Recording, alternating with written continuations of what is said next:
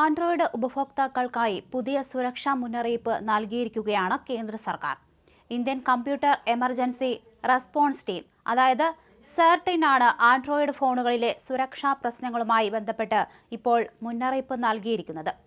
ഈ ഒരു പ്രശ്നങ്ങൾ പ്രയോജനപ്പെടുത്തി ഒരു ഹാക്കറിന് ഫോണിൽ നുഴഞ്ഞുകയറാൻ സാധിക്കുമെന്നാണ് മുന്നറിയിപ്പിലുള്ളത്.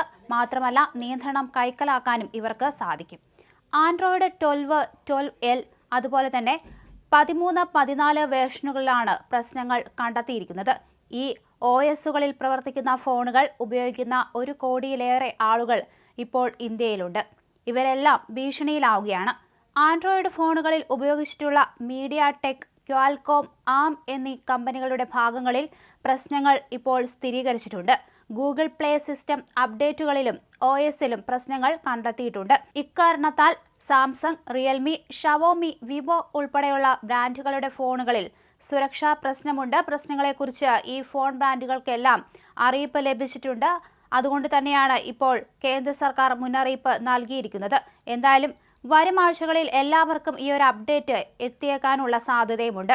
ഇതിനായി സെറ്റിംഗ്സിൽ സിസ്റ്റം അപ്ഡേറ്റിൽ പുതിയ അപ്ഡേറ്റ് ലഭ്യമാണോ എന്ന് പരിശോധിക്കേണ്ടിയും വരും.